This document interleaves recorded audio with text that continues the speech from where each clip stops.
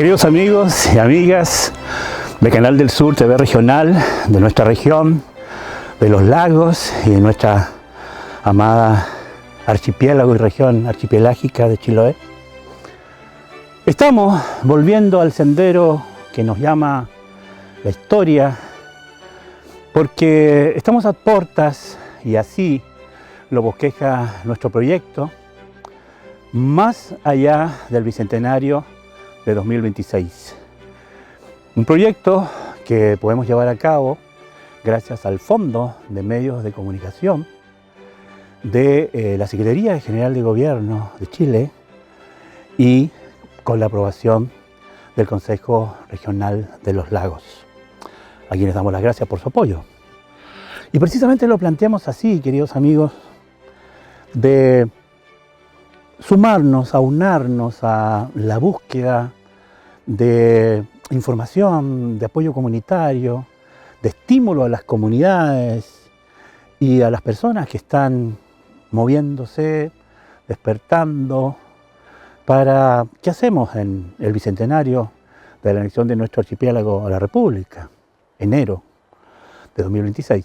Pero nosotros en nuestro proyecto nos planteamos también la duda, sí, ¿qué vamos a hacer el 2026 en términos patrimoniales, en términos educativos, en términos culturales? Pero también nos interesa saber qué vamos a hacer más allá del 2026.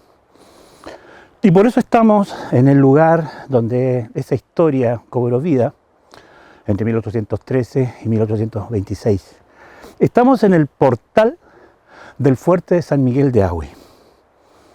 Y lo hicimos, como siempre, a propósito, porque aquí la historia marcó un antes y un después. El 15 de enero de 1826, esta fortaleza, este portal, que ahora ustedes lo ven incompleto, pero gracias a la magia de Canal del Sur lo van a ver como era en su momento de esplendor, de gloria, se convirtió en el último sitio fortificado de todo el Imperio Hispánico en América del Sur. Terminó esa historia épica de las guerras de anexión, de independencia. Analicemos cómo le vamos a llamar. El 15 de enero de 1826 y el 19 con la firma del Tratado de Tantauco.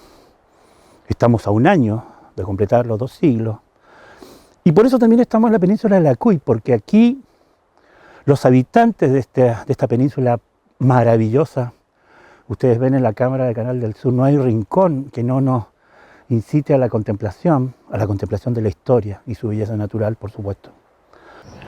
Pero nuestra batalla hoy, pensando en más allá del Bicentenario, es por la educación patrimonial e histórica con pertenencia. Y para ello conversaremos con uno de los docentes más destacados del archipiélago, el profesor Luis Susí Contreras, maestro rural, músico, escritor, cuentista e historiador de Chiloé. Volvemos y empezamos a caminar este sendero pensando en el más allá del 2026. Muchísimas gracias por acompañarnos y vamos en este sendero en búsqueda de la historia, el patrimonio y el futuro. Acompáñenos.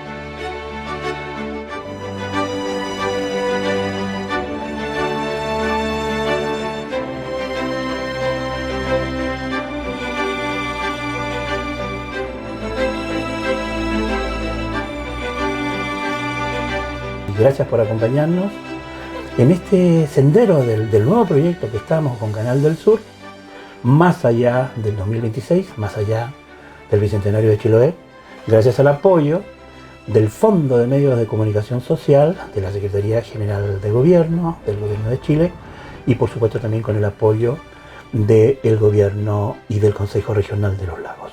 Bienvenidos.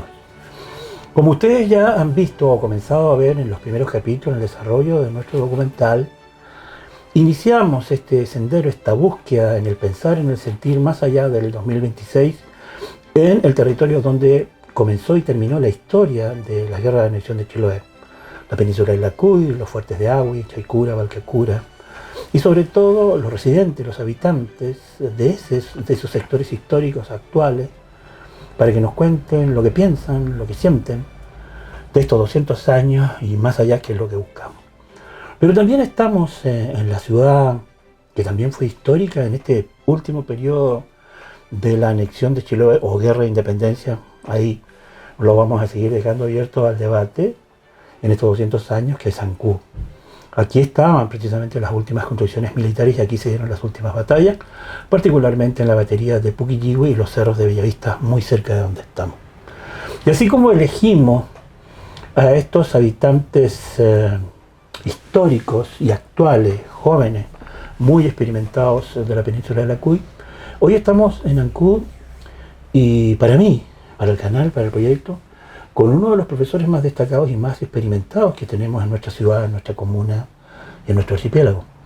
Porque él no solamente su cuna es rural, es insular del precioso archipiélago de las Chauques, sino que esa experiencia vivencial de vivir en el campo, en las islas, venir a la ciudad siendo todavía Ancud, ciudad insular, pero el desarrollo que él ha generado en todo el campo de la pedagogía, de la música aplicada, sobre todo en la creación del primer coro infantil rural, todo el trabajo que ha realizado también en el rescate del folclore y las tradiciones en Chiloé, y lo lleva a la literatura, al cuento, a la música, a la pedagogía, a la didáctica. Tenemos el orgullo, el gusto, el honor de estar con el profesor Luis Susí Contreras, nuestro querido amigo y colega. Luchito, muchas gracias por darnos la posibilidad de estar en tu casa, de ocupar tu espacio y darnos tu opinión de esto que andamos buscando, que te comentaba un poquitito al principio. Pero primero, cuéntanos, ¿cómo te sientes? Bueno, estás en tu casa. Gracias por alojarnos. Gracias, un gusto, Pepe, saludarte y saludar a los auditores también de Canal del Sur. Bueno, me siento complacido de estar participando de este programa, ¿cierto? De esta iniciativa, de poder rescatar la opinión de algunos vecinos, vecinas de la ciudad respecto o en torno a este acontecimiento que nos convoca a todos, que es el próximo ya bicentenario de nuestro Chiloé, la anexión de Chiloé al territorio nacional.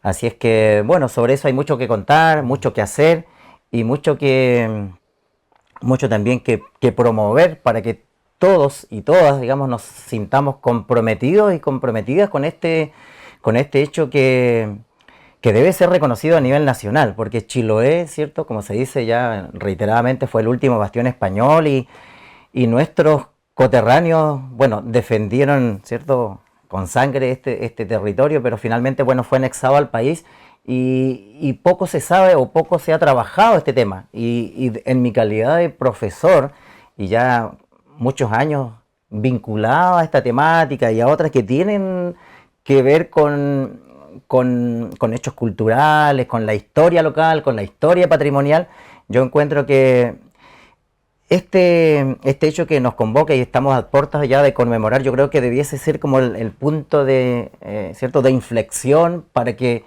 los profesores, las profesoras, ¿cierto?, nos unamos en torno a un acontecimiento como este para poder mancomunar ideas, mancomunar acciones, porque encuentro que aún estamos en deuda, ¿cierto?, como docentes, como magisterio, porque si bien en las escuelas aisladamente se han realizado acciones, ya sea con esta temática o con otras temáticas que tienen que ver con nuestro patrimonio, yo creo que aún nos falta, porque vamos un poquito atrás en el hecho de poder difundirlo, de poder acercar a los estudiantes al conocimiento de su realidad local.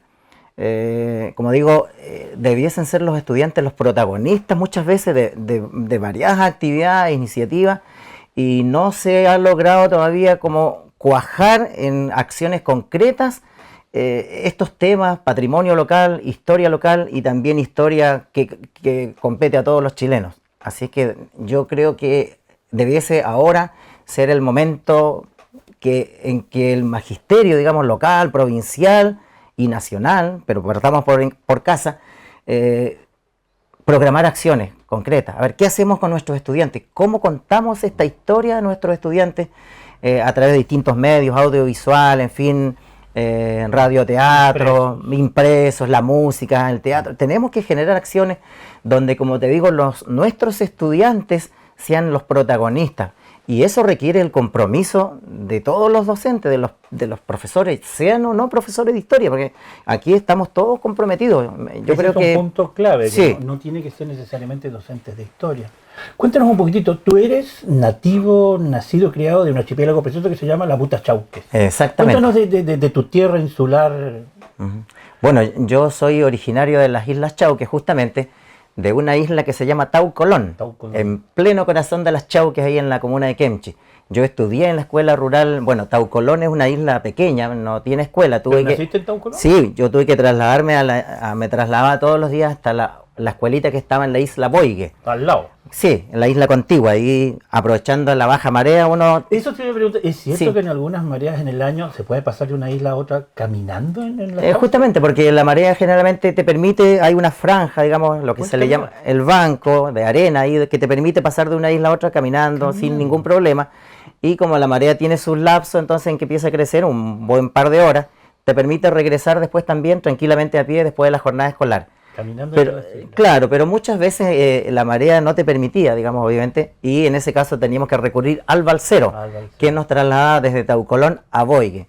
Y en algunos casos, cuando la marea estaba muy bajita, uno se quitaba el calzado, el calzado modesto que de esos tiempos, ¿cierto? El zapato plástico, la botita de goma, y ahí pasabas al otro lado, digamos, ahí nos arremangábamos los pantalones y cruzábamos. O sea, pasaste toda tu infancia e hiciste tus estudios básicos allá en las Chauques. Sí, los terminé aquí en Ancud, sí. ¿Te viniste a séptimo y octavo? No, más temprano, en cuarto básico. En cuarto básico. Sí, a mitad de cuarto básico tuve que trasladarme por un problema de salud de mi mamá, tuve que trasladarme a Ancud y interrumpí toda mi vida, toda mi infancia rural, dejé todos mis juegos, mis juguetes, mis Pero amigos. siempre volvías a las islas. Sí, he vuelto, siempre vuelvo porque tengo familiares, pero como te digo, por temas de salud de mi mamá tuvimos que trasladarnos de residencia y venir desde Taucolón a Ancud. ¿Y continuó todos tus estudios? Y continué ya así en la escuela anexa, después el liceo, en fin, ¿cierto? La universidad.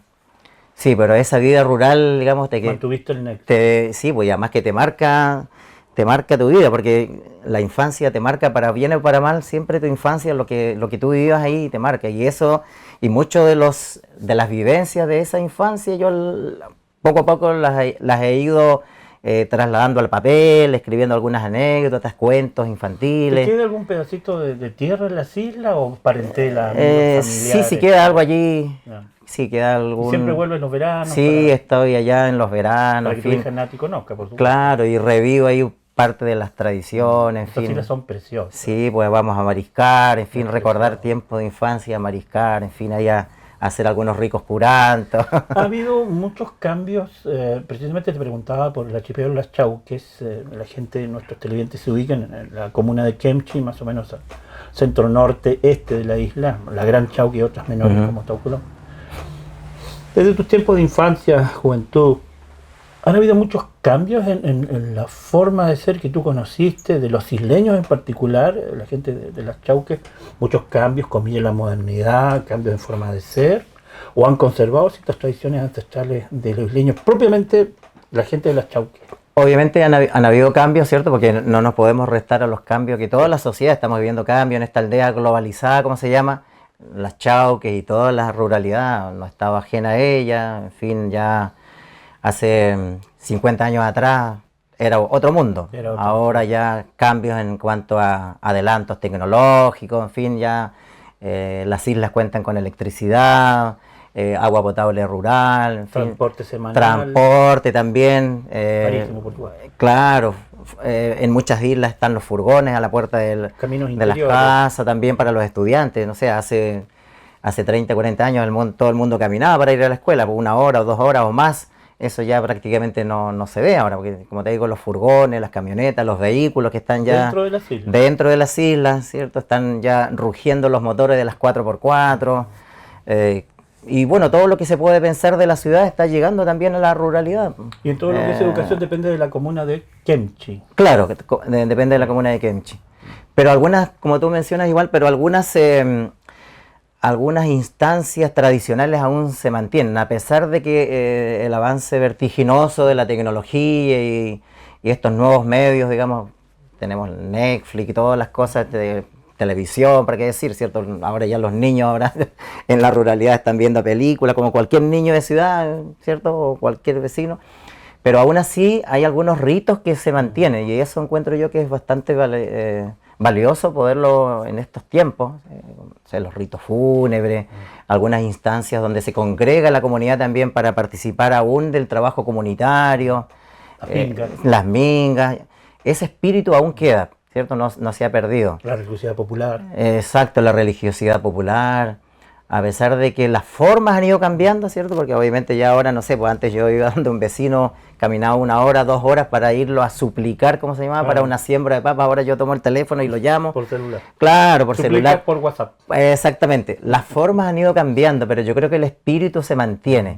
Sí, ese espíritu yo creo que es el que no se debe perder, porque si perdemos ese espíritu, ese es lo que se llama el intangible, ahí ya creo que estamos perdidos como con nuestra identidad. Se mantiene todavía ahí algunas cosas y yo creo que eso es lo que uno debe resguardar para que el chilote, ¿cierto?, mantenga aún a pesar de los tiempos en que vivimos, se mantenga eso, esa esencia, ¿me entiendes? Esa esencia. Tú hiciste una licencia media y creo que por ahí nos conocimos, pero yo nunca te había preguntado, a pesar de que coincidimos en ese periodo de estudio, ¿qué te motivó después de terminar tu media a estudiar pedagogía, Luis? Bueno, siempre estuve en mi... ¿Cómo fue eso? ¿Cómo lo sentiste? Lo que pasa es que yo creo que, bueno, tengo familiares que son profesores, tengo tíos profesores, tías profesoras, en fin, yo creo que por ahí, sí, y de hecho no tenía nada más en mente que estudiar pedagogía. Lo tenías muy clarito. Por vocación, sí, la pedagogía siempre me llamó la atención, no pensé en ninguna otra carrera que no sea, a pesar de que tuve un excelente puntaje en la prueba de aptitud, en aquel entonces, sí, estuve... Nos pusiste en problema nosotros porque teníamos que homologar. Sí, estuve ahí en los 700 puntos. Que era un tremendo puntaje en otro tiempo. Sí, podía haber estudiado, no, pero... Lo que hubieras querido. Pedagogía, 100% me dediqué, sí, no me estoy arrepentido para nada, porque yo creo que ahí estaba mi camino en la pedagogía. ¿Y tu primera escuela, cuando volviste, fue Pugueñón o tuviste otra escuela antes? Pugueñón. Sí, yo me inicié ahí en Pugueñón, ya van a ser casi 40 años. Es como pasa el tiempo. Precisamente para quienes no conocen tu carrera, y nosotros que la conocemos, pero queríamos que nos cuentes en síntesis, porque lo que hiciste en la escuela rural de Pugueñón, en esa zona tan linda del canal de Chacao Sur, fue extraordinario. Cuéntanos un poquitito cómo fue tu llegada, lo que hiciste, cómo lo hiciste, porque lo que se generó ahí con tu presencia y el apoyo de los apoderados fue extraordinario en la escuela de Pugueñón. Claro, yo me inicié en la escuela de Pugueñón el año 87. Claro, ese tiempo, como te digo, en la escuela no contaba con luz eléctrica, no había agua potable, muy precario, sin sistema de calefacción. ¿Cuántos estudiantes tenías? En ese tiempo yo creo que alrededor de 80 estudiantes. ¿Con esas precariedades? Sí. 80, una enorme cantidad. El viento y el frío se colaba ahí por todo el pasillo de la escuela. Los niños llegaban ya, algunos sin calzado todavía, con botitas de goma, en fin, muy modestamente vestidos todavía.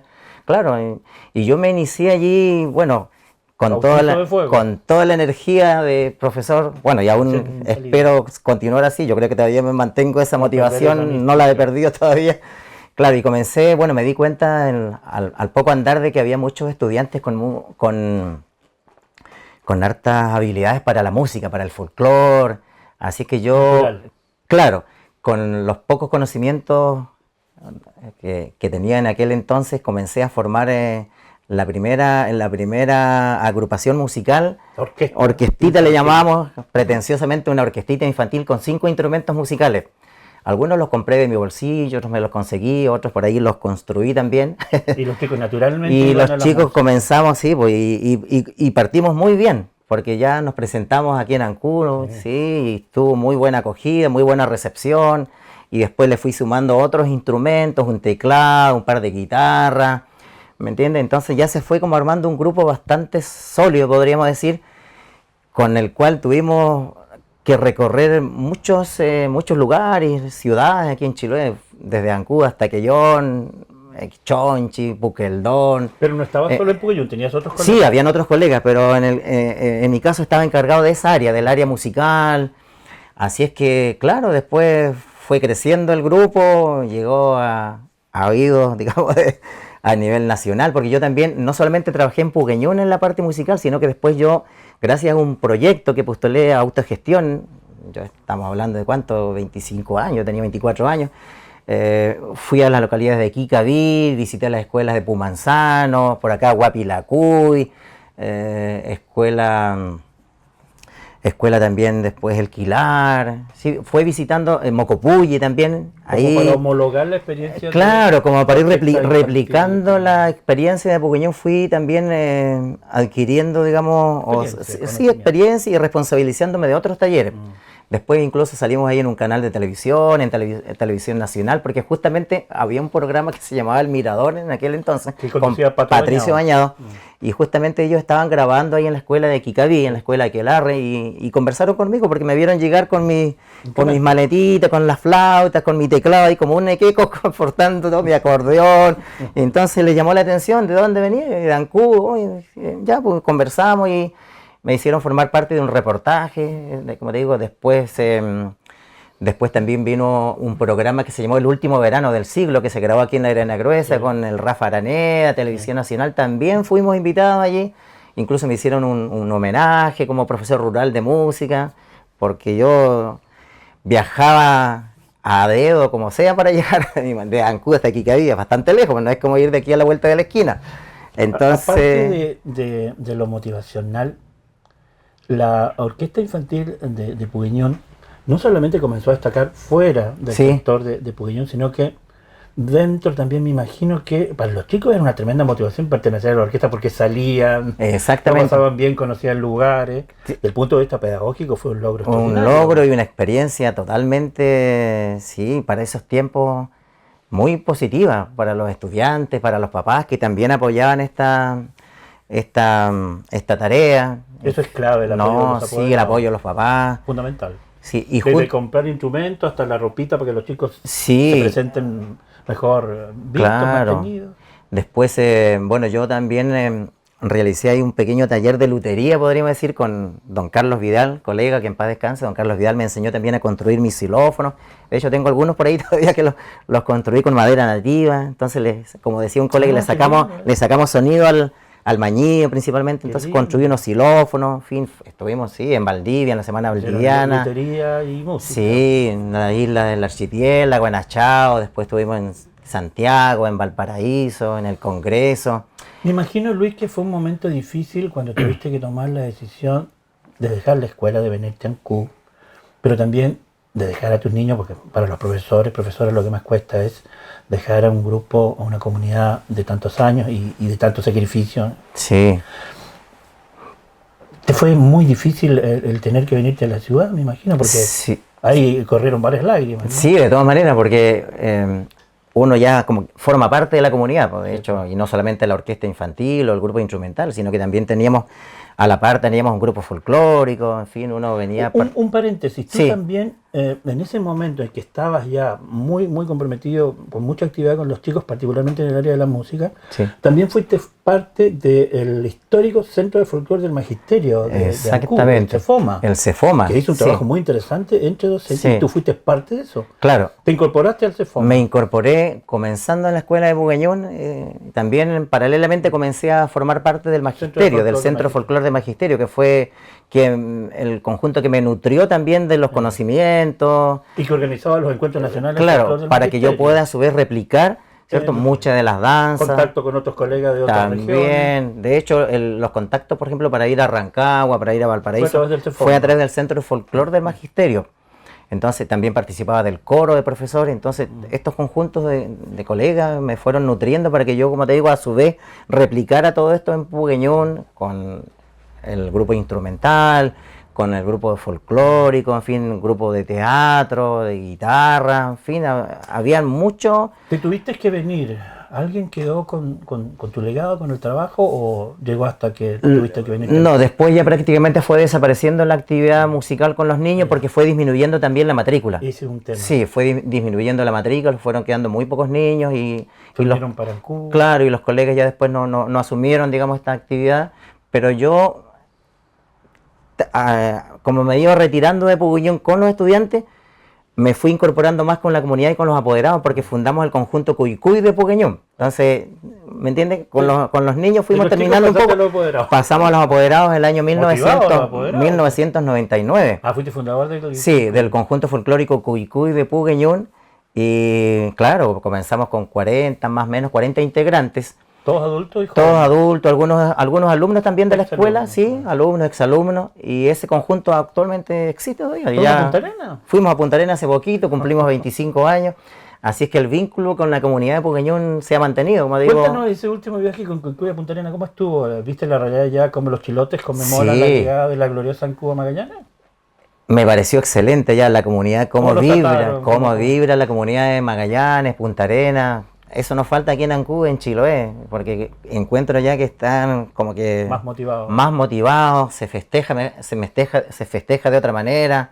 Parece que les llega más El corazón late más fuerte. late más fuerte, porque como digo, no es solamente una actividad, son varias actividades que están todas enlazadas por este hecho de la llegada de la Goleta Ancú, y las autoridades también las vi muy comprometidas, participaban en todo, digamos, si había una romería, si había una misa en un santuario, si había una actividad X en una escuela, allí estaban las autoridades, o sea, estaban en todas, ¿entiendes? No iban solamente por lo protocolar, sino que encontré eso muy positivo también, la comunidad volcada a las actividades y con bastante efervescencia, como con orgullo de ser chilote, Tenemos que homologar conmemorando la lo que llegada de la pasa. goleta. Sí, me pareció una experiencia bastante positiva y encontré eso, que bastante motivación de parte de los magallánicos por esta fecha. Fue muy difícil adaptarte a la realidad que, a pesar de tu experiencia en Pubiñón, escuela rural, cuando tuviste que venir a Ancú, al pueblo, Ujú. hay una realidad ya del colegio particular subvencionado, distintos niños. ¿Te costó mucho la adaptación a ese cambio, entre paréntesis, de estar en una realidad un poco distinta o harto distinta? Sí, entre comillas podríamos decir que sí, porque aquí estaba más limitado porque allá en el sector rural estaba como con varias cosas a la vez que me motivaban en la parte artística, y aquí ya me limité a hacer como una o dos asignaturas. Entonces, desde ese punto de vista podríamos decir que sí, me costó en el sentido que me sentí más encerrado, más como limitado a hacer esto y lo otro nomás. En cambio, allá en Puqueñún estaba más a mis anchas, porque como digo, un día hacíamos teatro, otro día salíamos a entrevistar, había un poco más de flexibilidad, podríamos decir, porque uno era más dueño del tiempo, había como eso, Eres como profesor docente, hacías sí, todo el esa trabajo posibilidad, pedagógico. de repente de poder salir con los estudiantes, entrevistar a una artesana, por ejemplo, salíamos nomás, no había mayor Ir a la playa, inconveniente, están a 50 íbamos metros. a la playa, por ejemplo, con la señora Elvia, que sea a buscar ver el greda, proceso de carbón.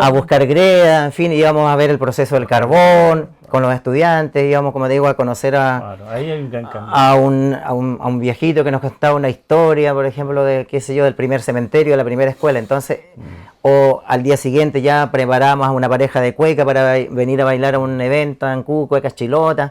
Entonces, estamos como en esa realidad de muchas cosas a la vez con los estudiantes, como te digo, y después ya, claro, el venir a Ancú me sentí más limitado a hacer menos, podríamos decir. Si bien igual hay rigurosidad y exigencia, pero como que en cierta medida me corté, como que me sentí un poco más amarrado. ¿Cómo llegaste, bueno, a la literatura? Porque también tu trabajo es literatura en cuento para niños, con un maravilloso trabajo en lo que es la didáctica. Y ahí, para quienes conocemos tu trabajo literario, pero me gustaría que le cuentes a nuestros televidentes, ¿cómo llegaste a concebir esos cuentos para niños con la raíz de las tradiciones? ¿Te inspiraste en tus vivencias insulares? Porque no solamente lo escribiste, sino que hiciste un guión de cuentos muy entretenido, muy didáctico, que no solamente le gusta a los niños, sino que le gusta a los adultos también. Pero Claro. también lo acompañaste con gráfica muy, muy bien hecha, casi animada, te diría yo. Sí. ¿Cómo llegaste a ese tipo de literatura tan atractiva, eso, para los niños y para los adultos? Claro, lo que pasa es que me di cuenta de que, bueno, hace poco, no hace tantos años, escribiendo el primer libro que fue Chiloé, el legado de los oficios, Sí. rescatando los oficios tradicionales de Chiloé, aquellos que habían sido hasta ese entonces menos difundidos. Ya habías tenido una investigación previa. Previa, claro, porque claro, uno desde un tiempo a esta parte vio que en TVN, por ejemplo, o en canal abierto, se difundían, qué sé yo, igual oficios de Chiloé, ¿cierto? Pero habían otros oficios que yo había conocido en mi realidad rural que no habían sido difundidos por ningún medio, ni escrito, ni oral. Entonces yo dije, bueno, ¿qué pasa? ¿Por qué yo no lo puedo escribir? ¿Cierto? Si yo conocí de cerca un valijero, que era el que transportaba las cartas, conocí de cerca, por ejemplo, a un amarrador de huesos, a un veterinario campesino, y comencé a darle forma a ese primer libro, Chiloé, el legado de los oficios.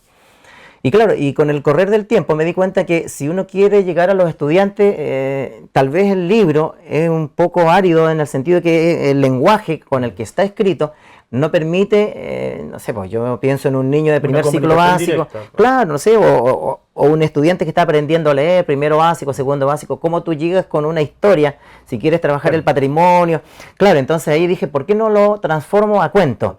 Y gráfico. Y claro, y de allí nació Chiloé, un cuento para cada oficio, ¿cierto? Un Chiloé, un cuento para cada isla, que es otro libro, con ese propósito, de poder llegar a los estudiantes, contarles el patrimonio, pero a través de cuentos.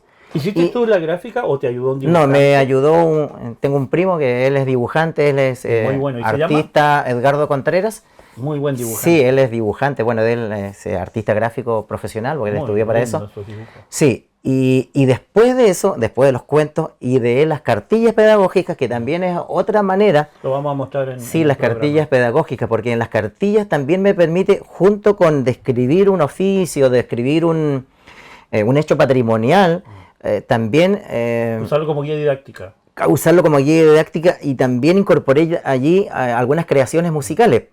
¿Me entienden? Porque Claro, utilizar la composición musical para el proceso didáctico. claro, porque también estoy un poco en esa línea de poder, porque uno sabe que el patrimonio, digamos, o dentro de lo que es la didáctica con los estudiantes, no podemos solamente irnos por una sola línea. No lenguaje puro. Claro, porque La música al es final, fantástica, el canto. al final el niño aprende, como se dice, con todos los Con sentidos. todos los sentidos. Entonces, si Cantando, yo quiero enseñarles el bailando, patrimonio, tienen que leer de patrimonio, Cantar, tienen que bailar, cantar el bailar. patrimonio, tienen que bailarlo, tienen Y que tiene que hacerlo, dibujarlo y tienen que manipularlo. En todos los sentidos. Entonces esas cartillas apuntan hacia eso, que el alumno, si yo estoy hablando de una tejedora en Quelgo, cantamos en la canción del tejido en Quelgo, yo les llevo, las cartillas les muestran los objetos que se utilizan para tejer, dibujan a una tejedora, conocen la lana, lo pueden tocar, oler, ¿me entiendes? Y si se puede, ¿por qué no?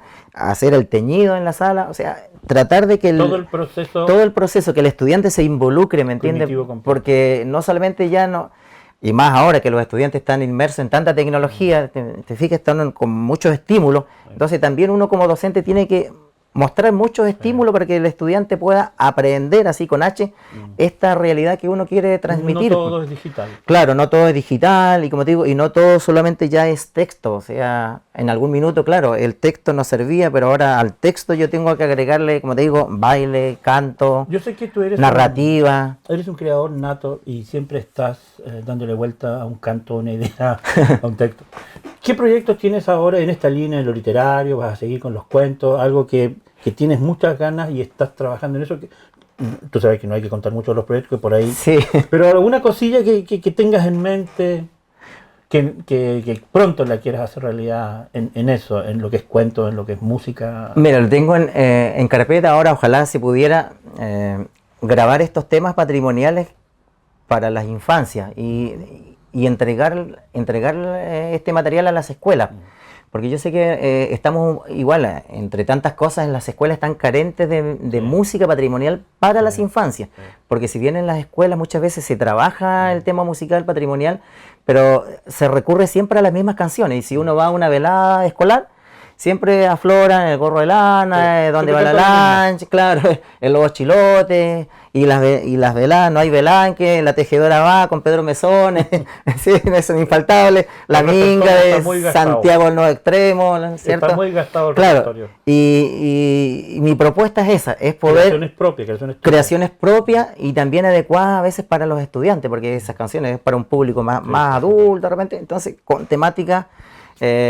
para la primera infancia, donde yo les puedo explicar, los niños, como te digo, todo lo anterior, ¿cierto? Y después al final termino con la canción como corolario para una clase, un taller de patrimonio. Y eso, lo próximo quisiera grabar esas canciones, ¿cierto? Y poder difundirlas, subirlas a alguna plataforma, en fin, como para que las escuelas tengan ahí a mano y no recurrir a la canción de siempre estado. Pero siempre... nosotros sabemos que tienes una acompañante maravillosa que es Nati. Nati me acompaña, sí, espero que con Nati podamos grabar. Y ahora igual quieres sumar, me imagino que otros colegas músicos que enriquecen. Sí, también, obviamente, claro, de todas maneras, porque además que, no sé, si tú estás hablando, por decirte, de la piedra Cancagua aquí en Ancud, ya. está ahí la canción, yo quiero tener la canción de la piedra Cancagua, ¿cierto? Que no solamente el estudiante, como te dije, lea sobre la piedra Cancagua, sino que también al final podemos terminar cantando y, ¿por qué no?, bailando, por ejemplo. Entonces, o el mismo tema de la goleta Ancú, también, que ya ahí tengo algunas creaciones respecto a eso, y así, o el tema de la greda en Pugueñú, en fin, como tratar de que siempre haya una canción a la cual yo puedo recurrir, o si estoy hablando del balsero también, ¿sí? Hay tanta discografía en Chiloé, pero de repente creo que hay una sola canción del balsero, por ejemplo, y no hay más. Entonces falta discografía. Te comentaba al principio que la motivación de nuestro documental es pensar qué vamos a hacer como comunidad, Sí. más allá del 2026. No tanto en obras públicas, en materialidad sino más bien en pensamiento y en sentimiento por los 200 años y más. Tú ya conoces por tu vocación, por tu formación y por tus estudios muchísimo de la historia de Chiloé, y lo que has hecho has sido pionero desde Pugueñón hasta el día de hoy. Que esa es la forma, lo coincidimos con otras personas que hemos podido recoger su opinión. Educación es la clave. Sí. ¿Qué crees tú que en ese ámbito nos puede ayudar, homologando tu experiencia? ¿Por qué? Precisamente en tu especialidad de educación básica puedes abarcar un universo muy amplio de niños, Sí. pero la cosa empieza a cambiar cuando entran las especialidades en media y ni hablar con la comunidad tan diversa. Sí. ¿Crees que se puede aplicar algo similar a lo que tú has hecho con niños pequeños, primer ciclo, segundo ciclo básico, con estudiantes mayores o comunidad diversa? ¿Para qué? ¿Estamos perdiendo patrimonio, tanto material como inmaterial, ya a vísperas de 200 años? ¿Crees tú que hay algún riesgo de pérdida de este conocimiento ancestral, Luis? O sea, de todas maneras. Por eso que yo, como mencioné al comienzo, yo creo que una de las aristas que debe potenciarse es la educación. A todo nivel. A todo nivel, ¿cierto? Básica, media, universitaria, todo. Porque ya... Comunitario. Sí, porque ya se está rompiendo este eslabón que en algún minuto unía las generaciones. Yo digo, hace 30 años atrás, por ejemplo, a un niño tú no le contabas lo que era el tejido en quelgo, porque todos lo veían. En su casa, en cambio ahora tú vas igual incluso hasta en la ruralidad, ya tienes que empezar a contar esa historia, ¿me entiendes? Porque se perdió el diálogo, se perdió la conexión entre las generaciones. ¿Ves un riesgo ahí? De todas maneras, y yo creo que ahí estamos a tiempo de poder, con la educación, pero tenemos que hacer, como dije al comienzo, igual acciones concretas, que los estudiantes sean más partícipes, ¿cierto? No solamente auditores, porque si uno va y los estudiantes escuchan, como que quedamos las mismas. No, tienen que entrar como yo lo mencioné en algún minuto, ¿por qué no, por ejemplo, en tantas actividades que se hacen relacionadas con el patrimonio, por qué no un grupo X de estudiantes, por ejemplo, que se hagan cargo de, no sé, este año, ya, el tema de la goleta Ancú, por ejemplo, un grupo de un colegio X se hacen cargo de ahí. En conjunto. En conjunto. Por ejemplo, de otra escuela o de otro colegio, de otro liceo, no sé. Otro tema, ¿por qué no? Así como sucede en otras ciudades, van al Fuerte San Antonio, por decirte algo, y ahí de repente vemos un chiquillo de un colegio X de Ancú, están como explicándonos la historia. O sea, se puede convocar un día, por ejemplo, el día de los fuertes, por decirte algo. Ya, en el Fuerte San Antonio, estudiantes de un colegio X de segundo medio, vayan allá, ellos van a explicar la historia. Entonces, los estudiantes están siendo partícipes y protagonistas de esto, ¿me entiendes? Que tomen la palabra, porque también hay que darle participación, porque si no vamos a ser siempre los profesores, ¿cierto? Uno que otro que esté interesado en el tema, pero los estudiantes, si no toman esto, digamos, fuertemente, se va a ir cada vez perdiendo más. Entonces, yo creo que por ahí hay un punto en que podemos ver. El rol docente es clave. Y tenemos que comprometernos más todavía, ¿cierto? Yo sé que hay algunos colegas que sí están comprometidos, pero de repente como que no suman, son como, están muy aislados. Entonces se hacen en las escuelas, en los liceos, en los colegios, se hacen actividades, pero como que eso pasa inadvertido. Mucha efeméride. Sí, y pasa inadvertido porque no sumamos acciones en conjunto. Yo creo que mancomunarnos, formar, por decirte, no sé, la unión comunal de profesores en torno al patrimonio, donde estén colegios básicos, públicos, subvencionados. Y el Centro de Folclore de Magisterio. Claro, y con ellos el Encuentro Nacional organizar acciones, ¿me entiendes? Acciones donde los estudiantes sean también copartícipes de todo. Si no, vamos a ir año a año cada vez más perdiendo nuestra historia, nuestro patrimonio. Por la Y no- calidad, perdón Lucho, por la Sí. calidad de tu trabajo, tú has postulado diferentes fondos de financiamiento, tanto para tus libros, para tus Sí. creaciones.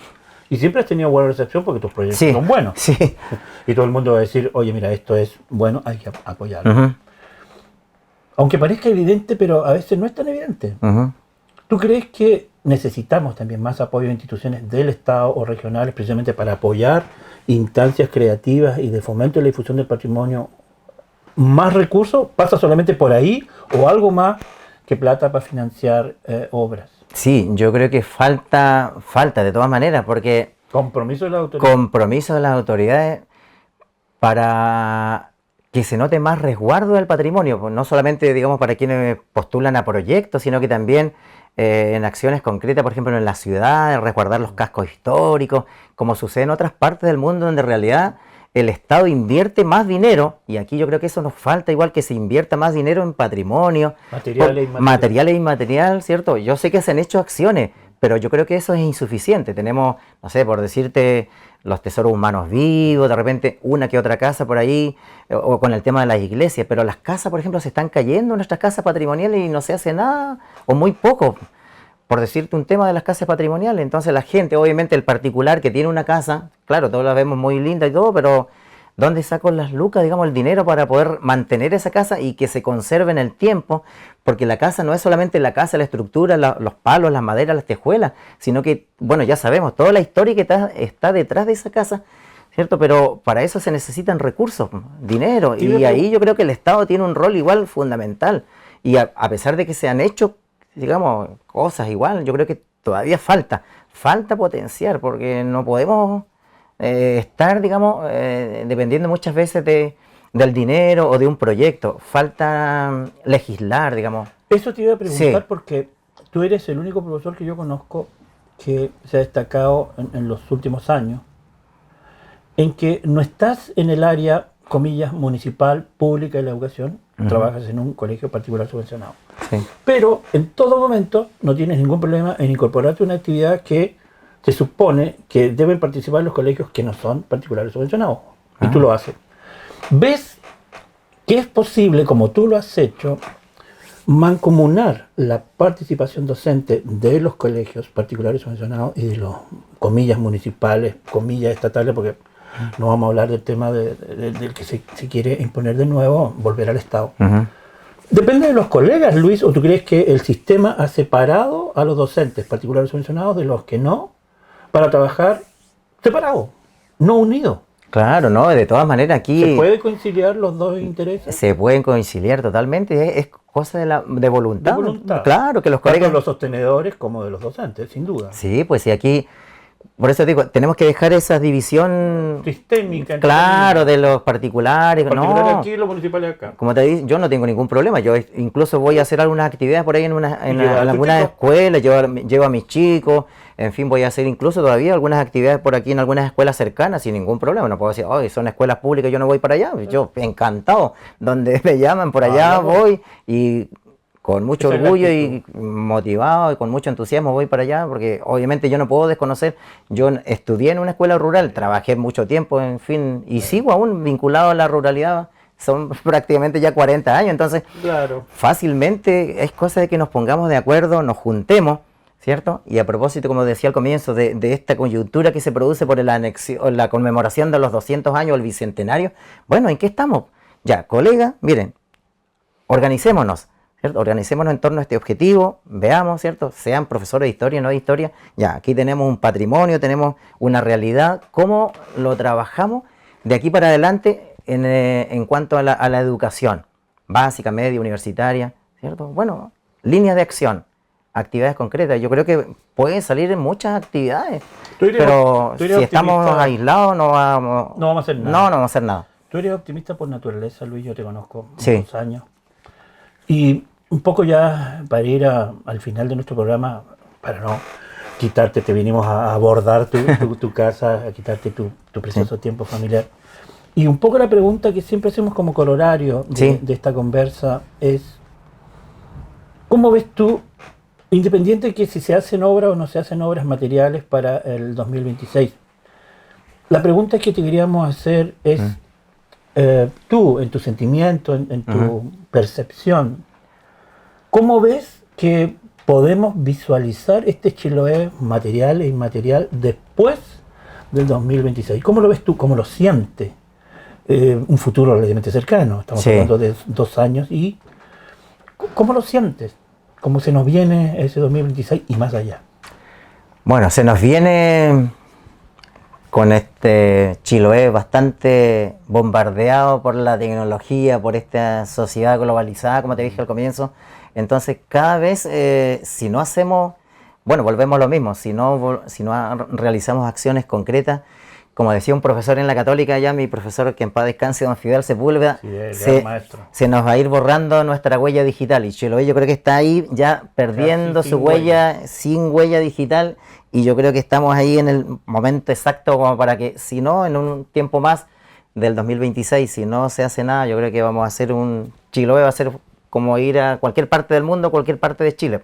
O sea, vamos a tener muy poco de identidad, muy poco de patrimonio, muy poco que nos identifique realmente. Pero estamos a tiempo, yo creo que no está todo perdido, ¿cierto? Pero hay que trabajar para eso.